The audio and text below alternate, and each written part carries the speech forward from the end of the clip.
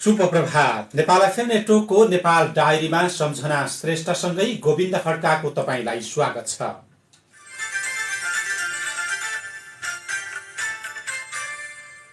Nepal diary विभिन्न FM रेडियोबाट देशैभरि र nfmnews.com मार्फत विश्वभर सुन्न सकिन्छ। आज 2080 साल असार 22 गते शुक्रबार जुलाई 7 तारिक सन् 2023 नेपाल सम्वत 1143 साउन कृष्ण पक्षको पञ्चमी तिथि। नेपाल डायरीमा प्रमुख खबरका शीर्षकहरू। प्रयोगात्मक अङ्कले एसीको नतिजामा सामान्य सुधार। जथाभावी एन्टिबायोटिक वितरणले लाखौं बिरामीको स्वास्थ्य झन सङ्कटमा। उमेरसँगै उच्च रक्तचापको जोखिम बढ्यो। सभामुखको समर्थनमा कोशी प्रदेशमा मुख्यमन्त्री नियुक्त। प्रधानमन्त्रीले संसदको सामना गर्ने सत्ता साझेदार दलको निर्णय। काङ्ग्रेसमा सभापति देउबामाथि दबाव बढाउँदै 2 महामन्त्री। ललिता निवास जग्गा प्रकरणमा 5 पूर्व सचिव विरुद्ध पक्राउ पूर्जी। संसदले मिटर ब्याज सम्बन्धी विचाराधीन विधेयक अघि बढाउने। बेरोजगारको सूचीमा झण्डै 9,10% मात्रै रोजगारी पाउन सके। युक्रेनमाथि फेरि रुसको आक्रमण, 5 जनाको मृत्यु। प्यालेस्टाइनको शरणार्थी शिविरमा इजरायलको धावा। र एनभिए महिला र पुरुष राष्ट्रिय भलिबल प्रतियोगिताको खेल तालिका सार्वजनिक। स्कटल्याण्डमाथि शानदार जित निकाल्दै नेदरल्यान्ड्स आईसीसी एक दिवसीय विश्वकपमा छानियो। सकारात्मक सामाजिक रूपान्तरणको पौरख, रेडियो सञ्चारको गौरव, के गाउँ के सहर, सारा नेपालीको एउटै रहर, नेपाल एफएम नेटवर्क।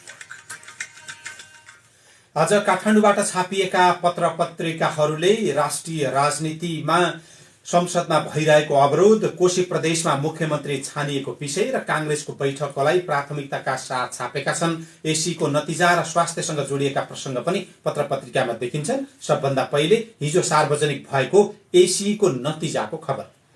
राष्ट्रिय परीक्षा बोर्डले गत चैत्रमा सञ्चालन गरेको एसी परीक्षा अर्थात् माध्यमिक शिक्षा परीक्षाको नतिजा हिजो सार्वजनिक गरेको छ। गत वर्षको तुलनामा यस वर्ष समग्र नतिजामा सुधार देखिएको बोर्डले जनाएको छ। तर प्रयोगात्मक नम्बरको व्यवस्था नभएका गणित, अर्थशास्त्र र ऐच्छिक गणित लगायत विषयमा न्यून ग्रेड ल्याउने विद्यार्थी सबैभन्दा धेरै छन्। बोर्डका अनुसार यस पटकको एसीमा सहभागी 4,84,939 विद्यार्थी मध्ये 22,475 अर्थात् 4.63% जनाले 3.6 देखि 4 जीपीए ल्याएका छन्। गत वर्ष उक्त जीपीए प्राप्त गर्ने विद्यार्थी 1.96% मात्र थिए। यस्तै 3.2 देखि 3.6 जीपीए प्राप्त गर्ने विद्यार्थी 55,069 जना अर्थात् 11.36% छन्। गत वर्ष 8.4%ले मात्र उक्त जीपीए ल्याएका थिए। 2.8 देखि 3.2 जीपीए ल्याउने करिब 14% अर्थात् 72,362 जना रहेका छन्। पोहोर पनि करिब 14% को नै उक्त जीपीए थियो। जीपीए 2 देखि 4 देखि 2.8% प्राप्त गर्ने विद्यार्थीको प्रतिशत पनि पोहोर र अहिले उस्तै देखिएको छ। यस वर्ष 89,331 जना अर्थात् 18.42%ले जीपीए 2.4 देखि 2.8 पाएका छन्। गत वर्ष 18.31% को उक्त जीपीए थियो। राष्ट्रिय परीक्षा बोर्डका अध्यक्ष डाक्टर महाश्रम शर्माले यस वर्षको एसीको नतिजामा सुधार भएको बताउनु भएको छ।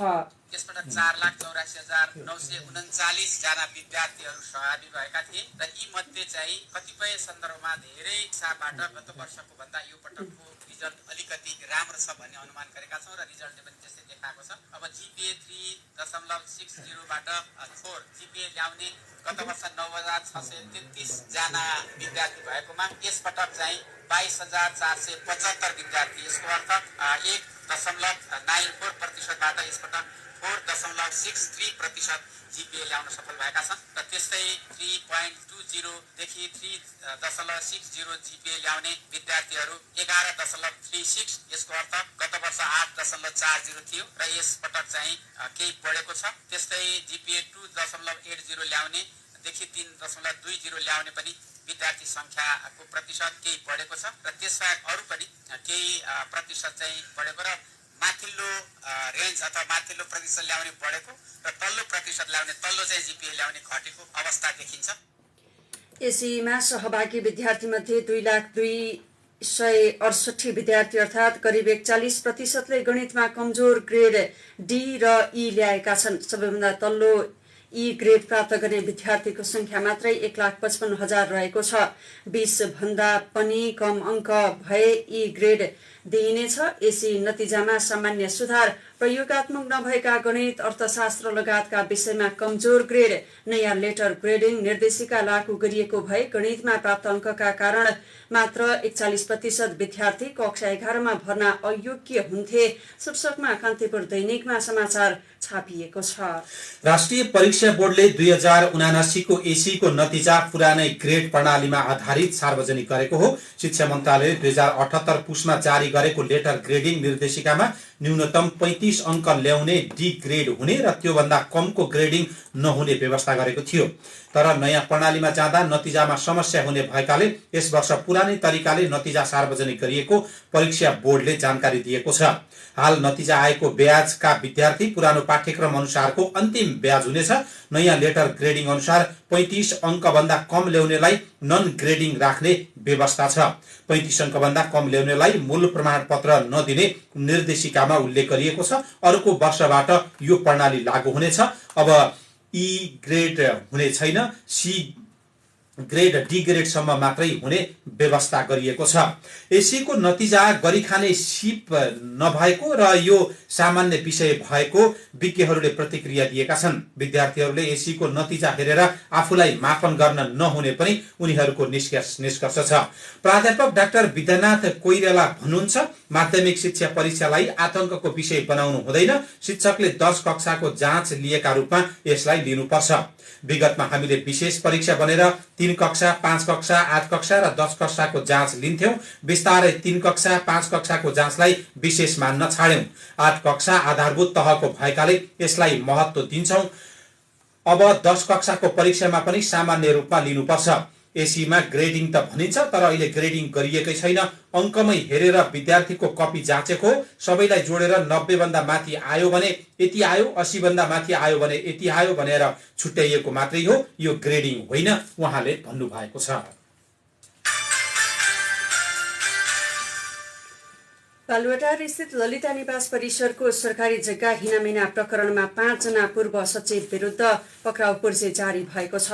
ललिता निवास क्षेत्रको सरकारी जग्गा व्यक्तिका नाममा लैजाने गरी भएका निर्णयमा संलग्न तत्कालीन सचिवहरू युवराज भुषाल, दीप बस्नेत, छविराज पन्त, दिनेश हरि अधिकारी र नारायण गोपाल मलेगो विरुद्ध प्रहरीले अदालतबाट पक्राउ अनुमति लिएर अनुसन्धान अघि बढाएको हो। ललिता निवास जग्गा हिनामिना प्रकरणमा 17 पूर्व सहसचिव सहितका कर्मचारी जोडिएका छन्।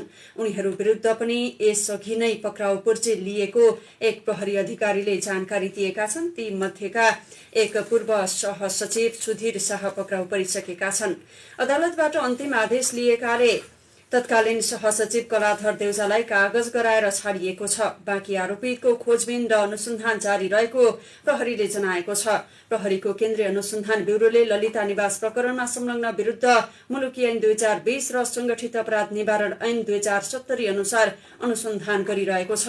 प्रहरी अधिकारीका अनुसार पक्राउ पर्ची जारीपछि बस्नेत सुरक्षामा खटिएका अङ्गरक्षक नै फिर्ता गरेर सम्पर्कविहीन हुनु भएको थियो। अरू आरोपितको पनि खोजबिन भइरहेको ती अधिकारीले जानकारी दिएका छन्।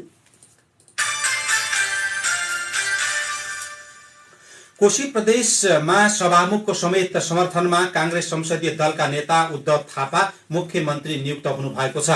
उहाँलाई कांग्रेस, माओवादी, एकीकृत समाजवादी, जसपा र सभामुखले समर्थन गरेका छन्। माओवादीबाट सभामुख भएका बाबुराम गौतमले सरकार निर्माणमा सहभागी भएर तटस्थता गुमाएको भन्दै आलोचना भएको छ। असार 15 मा मुख्यमन्त्री हिक्मत कार्कीले विश्वासको मत पाउन नसकेपछि प्रदेश प्रमुख परशुराम खापुङले आइतबार संविधानको धारा 168(2) अनुसार 5 दिनको समय दिएर सरकार निर्माणका लागि आह्वान गर्नु भएको थियो। संविधानको त्यो धारामा प्रदेश सभामा कुनै पनि दलको स्पष्ट बहुमत नरहेका अवस्थामा 2 वा 2 भन्दा बढी दलको समर्थनमा बहुमत प्राप्त गर्न सक्ने प्रदेश सभाका सदस्यलाई प्रदेश प्रमुखले मुख्यमन्त्री नियुक्त गर्ने उल्लेख छ। 93 सदस्यीय कोशी प्रदेश सभामा सत्ता गठबन्धनले सभामुख गौतमलाई समेत जोडेर 47 सांसदको समर्थन जुटाएको छ। नवनियुक्त मुख्यमन्त्री थापाले सभामुख गौतम सभामुख मात्र नभई 93 सदस्यीय प्रदेशका एक सदस्य समेत भएकाले प्रदेश सदस्यको हैसियतमा हस्ताक्षर गरेर सरकार गठनका लागि समर्थन गरेको बताउनु भएको छ।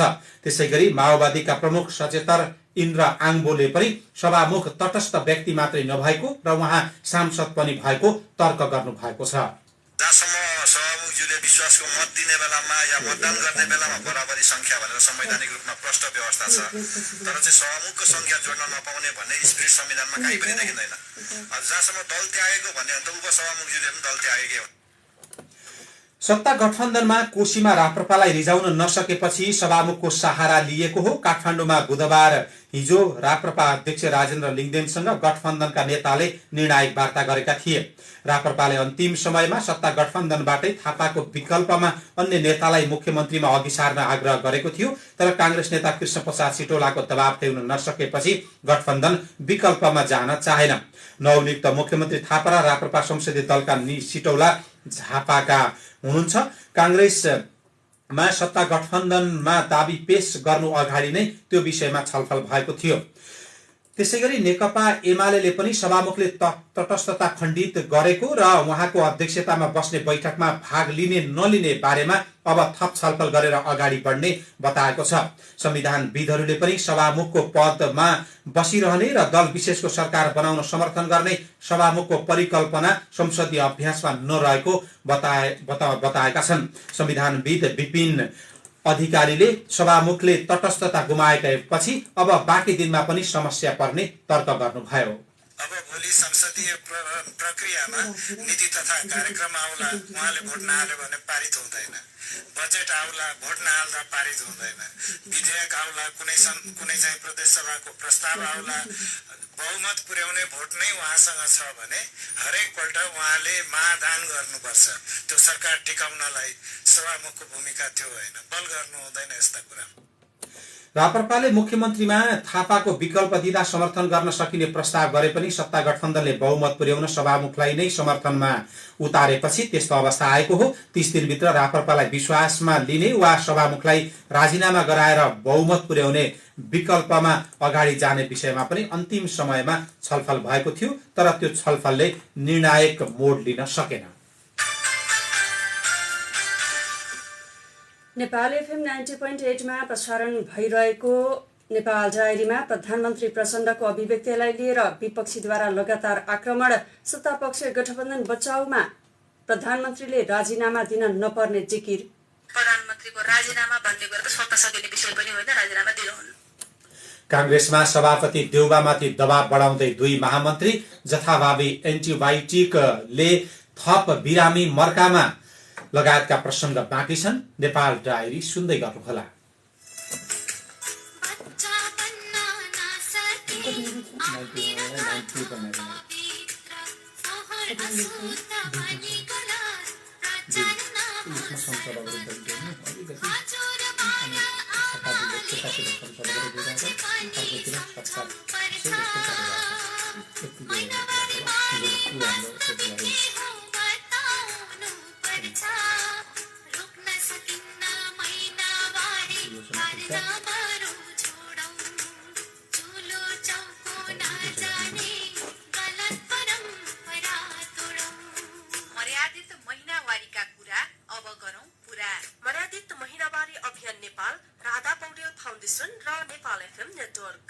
नेपालकै सबैभन्दा ठुलो ग्यास उद्योग समूह 20 लाख भन्दा बढी सिलिन्डरहरू एभरेस्ट, सुगम, त्रिशूल, साइपाल, कामाख्या, प्रेमा र सहारा गरी एउटै छानामुनि विभिन्न 7 किसिमका ब्रान्डहरू, देशैभरि 3000 भन्दा बढी डिलरहरूको सञ्चार, रु 1 करोडसम्मको दुर्घटना बिमा भएको, अत्याधुनिक प्रविधिबाट पूर्ण सुरक्षित रूपमा उत्पादन गरिने, कतिपय अवस्थामा त बिना शुल्क आफ्नै अर्को ग्याससँग साट्न पनि मिल्ने।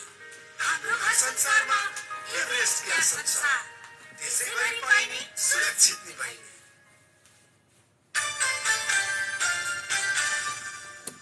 तपाईँ अहिले नेपाल एफएम नेटवर्कको नेपाल डायरी सुनिरहनु भएको छ। अब बाँकी प्रसङ्ग प्रधानमन्त्रीको अभिव्यक्ति, संसद अवरुद्ध र सत्ता गठबन्धनको निर्णयको विषय।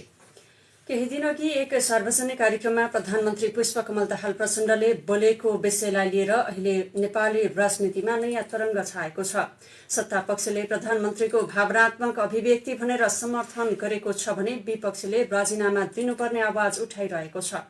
प्रमुख विपक्षी दल नेकपा एमाले संसद चल्न दिएको छैन। दिउँसो 1 बजे बैठक सुरु हुने बित्तिकै एमाले सांसदहरूले सीटबाट उठेर विरोध जनाएका थिए। बैठकमा एमाले सांसद भैरव सुन्दर श्रेष्ठले प्रधानमन्त्रीले मुलुकको सार्वभौमिकता र स्वाधीनता विरुद्ध अभिव्यक्ति दिएकाले राजीनामा नदिएसम्म सदन चल्न नदिने बताउनुभयो। हाम्रो देशको प्रधानमन्त्री नेपालको सार्वभौम सत्ता सम्पन्न सदनले बनाउने प्रधानमन्त्री दिल्लीको निर्देशनमाथि दिल्लीको आदेश निर्देशनमाथि बन्द रहेछ भन्ने खालको कुरा भएको छ र यसले हामी सबै नेपालीहरूको स्वाभिमान चाहिँ गिरेको देख्छ। प्रधानमन्त्रीको पोस्टबाट लागेको हुनुहुन्न, उहाँले तत्काल राजीनामा दिएर मार्ग प्रशस्त गर्नुपर्छ भन्ने कुरा नेकपा एमाले सम्झौताको तर्फबाट मैले आफ्नो ध्यानमा राखेको छु। म यही कुरा जानकारी गराउँदै यो सदनलाई कामलाई अगाडि नबढाइयोस्। बैठक अवरुद्धपछि राष्ट्रिय सभाका अध्यक्ष गणेश तिमिल सिन्हाले राष्ट्रिय सभाको बैठक स्थगित गर्नुभएको छ। प्रधानमन्त्रीको अभिव्यक्तिको विषयमा सत्ता गठबन्धनको बैठकमा पनि छलफल भएको छ। छलफलले अभिव्यक्तिकै कारण प्रधानमन्त्रीले पदबाट राजीनामा दिन नपर्ने निष्कर्ष निकालेको छ। प्रधानमन्त्री निवास बालवटारमा बसेको सत्तारूढ दलहरूको बैठकले कुनै बेलाको प्रसङ्गमा दिइएको अभिव्यक्तिलाई लिएर प्रधानमन्त्रीले राजीनामा दिन नपर्ने निर्णय गरेको नेकपा एकीकृत समाजवादीका उपाध्यक्ष राजेन्द्र प्रसाद पाण्डेले बताउनुभयो। हामी गठबन्धन दलका सबै बसेर छलफल गरेर राजीनामा दिनु नपर्ने निर्णय गर्यौं र संसद फेस गर्ने निर्णय गर्यौं। संसद अवरोध गरिरह्यो भने कति दिन अवरोध गर्ने त्यो जनताले भन्ला नि त कति दिन अवरोध गर्नुपर्छ। ठिक छ, हामी त्यो सबै कुरा फेस गर्न तयार छौं। प्रधानमन्त्रीकै अभिव्यक्तिको विषयमा विपक्षी लगातार खनिन थालेपछि नेकपा माओवादी केन्द्रले प्रमुख प्रतिपक्षी दलबाट गरिएको भ्रामक आपत्तिजनक प्रचारबाजीप्रति गम्भीर ध्यानाकर्षण भएको बताएको छ। माओवादी नेत्री रेखा शर्माले पनि प्रधानमन्त्रीले बोलेको विषयलाई आधार बनाएर राजीनामा सोच्न सकिने विषय समेत नरहेको बताउनु भएको छ। प्रधानमन्त्रीज्यूले विभिन्न ढंगले प्रधानमन्त्री बनाउन लाग्नु भएको भन्ने कुरा त्यो पनि धेरै पहिलेको विषयमा उहाँलाई उल्लेख गर्नुभएको हो। जो व्यक्ति उहाँ आजका दिनसम्म आइसक्दाखेरिमा त्यो सम्बन्धित व्यक्तिले जसरी मिडियामा बोलिसक्नु भएको छ त्यो विषय पनि बेकार यो उठाउनु पर्ने विषय होइन भन्ने नै प्रमाणित भएको छ। त्यसकारण यो विषयले प्रधानमन्त्रीको राजीनामा भन्ने कुरा त सोध्न सकिने विषय पनि होइन, राजीनामा दिनुहुन्न। नेकपा माओवादी केन्द्रका प्रमुख सचेतक हितराज पाण्डेले पनि प्रधानमन्त्रीको राजीनामा प्रधानमन्त्री पुष्पकमल दाहालले आफूले दिएको अभिव्यक्तिका बारेमा संसदमा आफ्ना धारणा राख्ने र भावनात्मक विषयवस्तुलाई अर्कै प्रसङ्गमा बोलिएका व्यक्तिगत कुरालाई लिएर सदन अवरुद्ध गर्नु उचित नभएको बताउनु भएको हो। प्रतिनिधि सभामा प्रधानमन्त्रीले आज जवाब दिने स्पष्ट पार्ने कार्यसूची छ र त्योभन्दा अगाडि सभामुखले बैठक चलाउने विषयमा प्रमुख सचेतकहरूसँग छलफल गर्दै हुनुहुन्छ। अब कांग्रेसको विषय। नेपाली कांग्रेसका सभापति शेरबहादुर देउवाले सिर्जना गरेको पार्टीको संगठनात्मक गतिरोध अन्त्य गर्न महामन्त्री द्वय गगन थापा र विश्वप्रकाश शर्मा सक्रिय बन्नु भएको छ। नेतृत्वको कार्यशैलीप्रति सार्वजनिक असन्तुष्टि जनाउँदै आउनुभएका महामन्त्रीले विधानले दिएको अधिकार प्रयोग गर्दै हिजो जिल्ला सभापतिहरूको बैठक बोलाएर नेतृत्वमाथि दबाव खडा गर्नु भएको छ। कतिपयले यसलाई पार्टीभित्र महामन्त्री द्वयको रचनात्मक विद्रोहको संज्ञा दिएका छन्। पार्टी सदस्यलाई प्रविधि मैत्री बनाउनेदेखि संगठनका गतिविधि र गुनासो सुन्न आयोजना गरिएको बैठक आजसम्म चल्नेछ। नेतृत्वले 1 वर्षदेखि केन्द्रीय कार्यसमितिको बैठक नबोलाउँदा कांग्रेसमा अहिलेसम्म प्रदेश र प्रतिनिधि सभा निर्वाचनको समीक्षा समेत भएको छैन। त्यसयता घटित थुप्रै राजनीतिक घटनाक्रममा समेत केन्द्रीय कार्यसमितिको बैठक बोलाएर छलफल भएको छैन। सत्ता गठबन्धनको टुटफुट र राष्ट्रपति निर्वाचन देखाएर बैठक टार्दै आउनुभएका सभापति देउवाले पछिल्लो समय भुटानी शरणार्थी प्रकरणमा मुछिएका पार्टीका प्रभावशाली नेता बालकृष्ण खाँडलाई निलम्बन गर्ने कि नगर्ने भन्ने विवादित बहस पार्टीभित्र प्रवेश गराउन नचाहेको कारण पनि बैठक डाक्नु भएको थिएन। महामन्त्री द्वयले बोलाएको बैठकमा सभापति शेरबहादुर देउवा हिजो उपस्थित समेत हुनु भएन।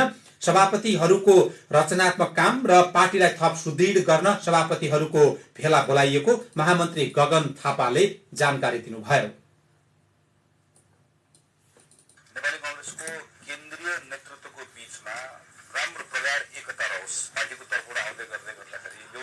विषयमा एउटै खालको धारणा बाहिर आओस्।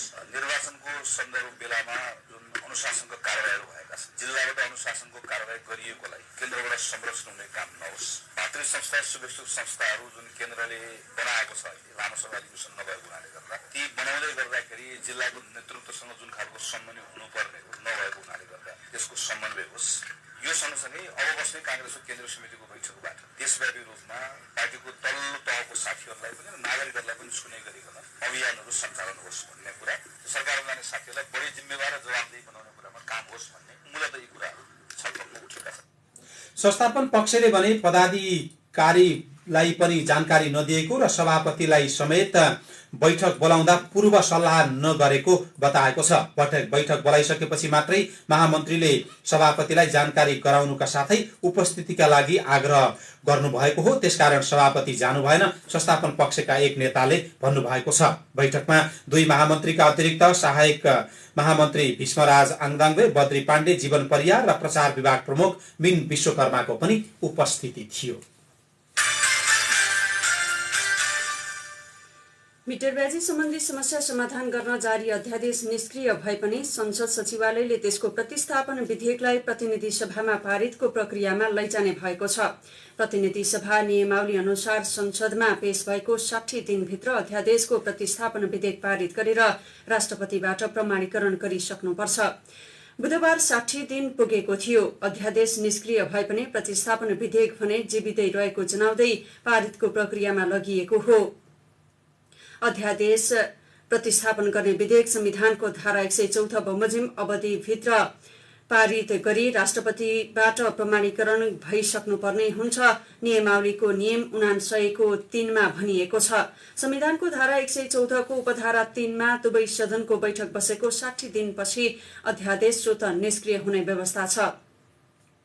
60 दिनपछि पास नभएको कारण अध्यादेश निष्क्रिय भएको हो, तर विधेयकलाई कानूनी रूपमा अघि बढाउनुपर्छ, संसद सचिवालयका प्रवक्ता एकराम गिरीले बताउनु भएको छ।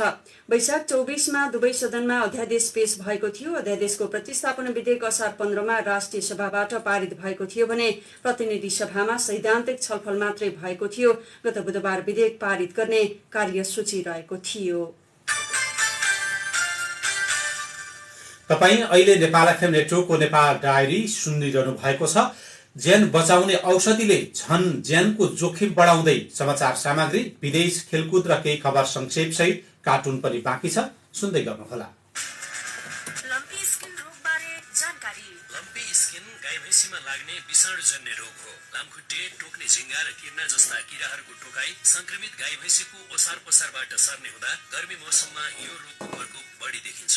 यो रोग लाग्दा उच्च ज्वरो आउने, दाना पानी कम खाने, दूध उत्पादनमा अत्याधिक गिरावट आउने, छालामा सारो गोलो गिर्खाहरू देखिने, गम्भीर संक्रमण भएमा गिर्खाहरूले पुरै शरीर ढाक्न सक्ने तथा गिर्खाहरू फुटेर गहिरो घाउ हुने जस्ता लक्षणहरू देखिन्छन्। यो रोग लागेमा गाई भैँसीहरूको कहिलेकाहीँ मृत्यु समेत हुने हुँदा गोठ खोर सफा राख्ने, लामखुट्टे, टोक्ने झिंगा लाग्नबाट कमी गर्ने, गोठ खोरमा नियमित रूपमा निसंक्रमण औषधि छर्कने गर्नुपर्दछ। यस रोग लागेको शंका लागेमा नजिकको स्थानीय तहको पशु सेवा शाखा, भेटेरिनरी अस्पताल तथा पशु सेवा विज्ञ केन्द्र, पशु सेवा विभाग र अन्तर्गतका निकायलाई जानकारी गराउन अनुरोध गरिन्छ। कृषि तथा पशुपक्षी विकास मन्त्रालय, पशु सेवा विभाग, हरिहर भवन, ललितपुर।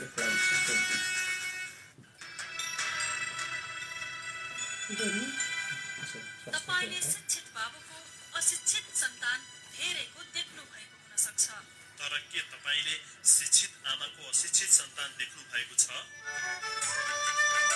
नेपालबाट निरक्षरता र अशिक्षा हटाउन महिलालाई शिक्षित तुल्याऊ। महिलामा लगानी बढाऊ।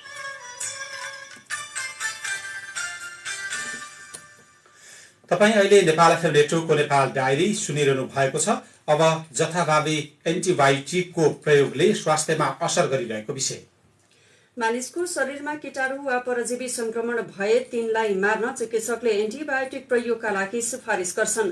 कुनै पनि एन्टिबायोटिक दिनवकी बिरामीको कल्चर तथा एन्टिबायोटिक प्रतिरोधी अवस्था जाँच गर्नुपर्ने हुन्छ। नेपालमा भने कुनै परीक्षण बिना नै कडा खालको एन्टिबायोटिक 70% बिरामीमा प्रयोग गर्ने गरेको पाइएको पछिल्लो एक अनुसन्धानले औँल्याएको छ। नेपाल स्वास्थ्य अनुसन्धान परिषदले पछिल्लो अनुसन्धानपछि तयार पारेको नेपालमा एन्टिबायोटिकको प्रयोगको अवस्था तथा मूल्याङ्कनको रिपोर्टले यस्तो औँल्याएको हो। रिपोर्ट अनुसार विश्व स्वास्थ्य संगठनले कुनै पनि एन्टिबायोटिक बिरामीलाई सिफारिस गर्दा 3 तहको मापदण्डभित्र रहेर दिनुपर्छ।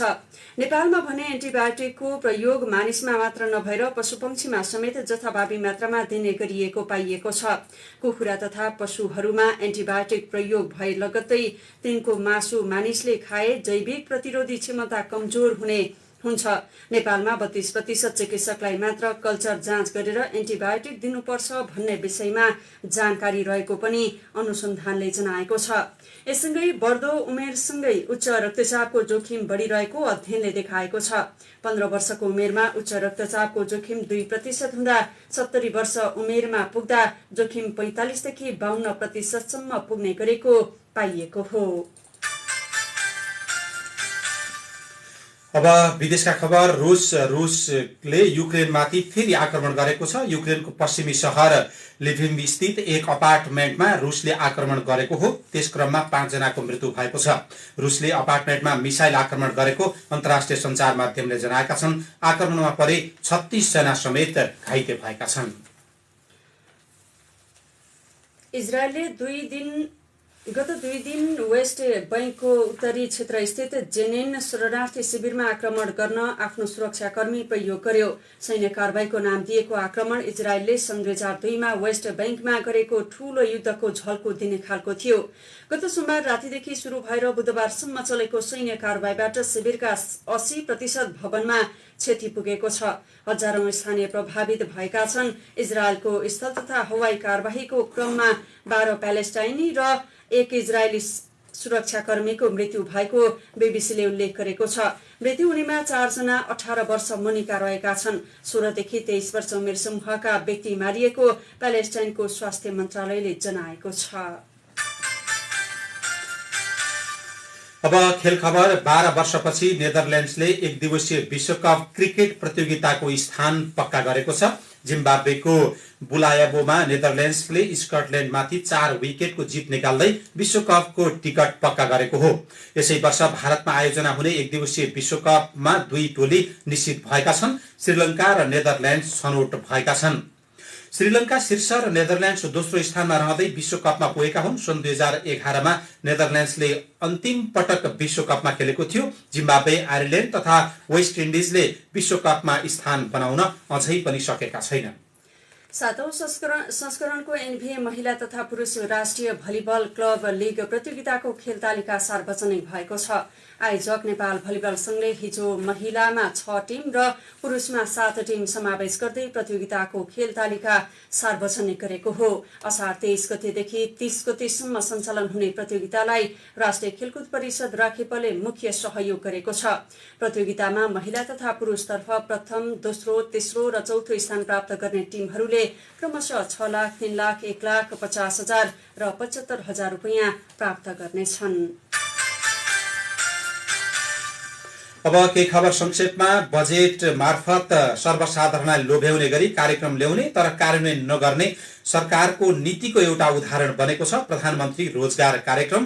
बेरोजगारीलाई वर्षमा कम्तीमा 100 दिन रोजगारी दिने र 5 लाखलाई रोजगारी दिने योजना अघि सारिएको थियो। तर अहिलेसम्म 9 लाख सूचीकृत भएका छन् र पछिल्ला 5-7 वर्षमा जम्मा 96 हजारले मात्रै रोजगारी पाएका छन्। नेपाल आयल निगमले पछिल्लो पटक निर्धारण गरेको इन्धनको मूल्य अनुसार उसलाई 15 दिनमा 1 अर्ब 11 करोड रुपैयाँ नाफा छ। यसरी हेर्दा निगमले 1 महिनामा करिब 2.25 अर्ब रुपैयाँ नाफा कमाउँछ। अर्थतन्त्र चलायमान बनाउनका लागि नेपाल राष्ट्र बैंकले आगामी वर्षका लागि खुकुलो मौद्रिक नीति ल्याउनु पर्ने र ब्याज दर घटाउनु पर्ने निजी क्षेत्रलाई एकै स्वरमा दबाब दिएको छ। 1 लाखभन्दा धेरै सर्वसाधारणलाई ठगी गरेको शिव शिखर सहकारीका थप 3 जनालाई केन्द्रीय अनुसन्धान ब्युरो सीआईबीले पक्राउ गरेको छ। रमेश खैजू, शिव प्रसाद पौडेल र रसना साक्य पक्राउ परेका छन्।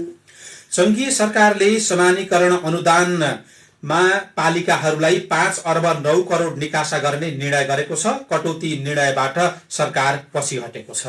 झापाको गौरादह नगरपालिका 1 सुनचाँदी व्यवसायी सोमराज विश्वकर्मा 24 करोड भन्दा बढी रकम ठगेर फरार भएका छन्।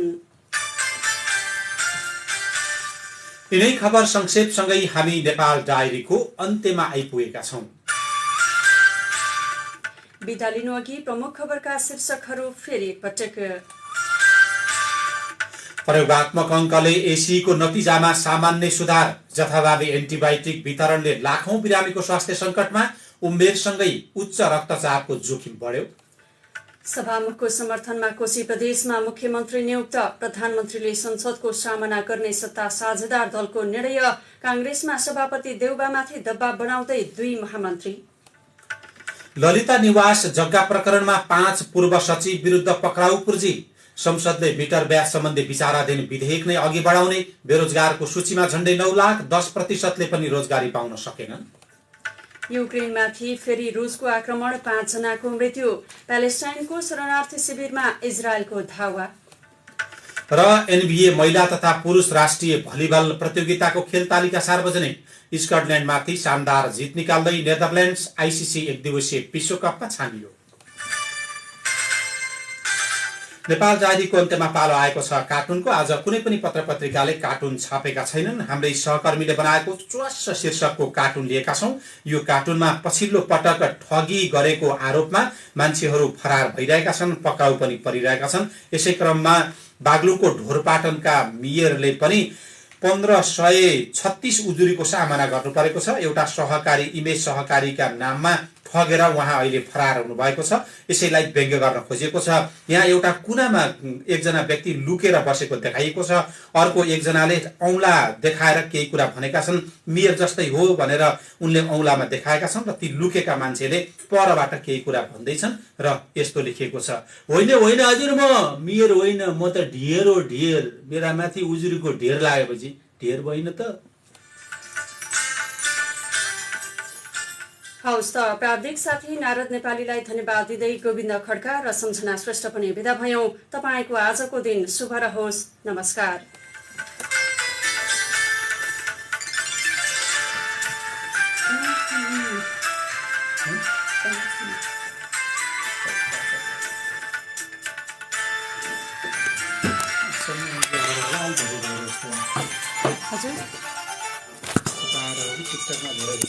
नमस्ते सबैजनामा।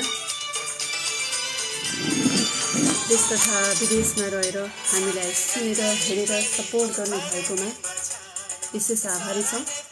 त्यसपछि हामी बिहान 8 बजेको समाचार र बिहान 9 बजेको समाचारमा फेरि भेट्छौँ। तपाईँ सबैजनाको बाँकी समय शुभ रहोस्। तपाईँ सबैजनाले गर्नुभएको कमेन्टलाई पनि हामीले हेरिरहेका छौँ। तपाईँ सबैप्रति आभारी छौँ। यस समय जुन समय हाम्रा लागि छुट्याइदिनु भएको छ, विशेष धन्यवाद। तपाईको आजको दिन शुभ रहोस्।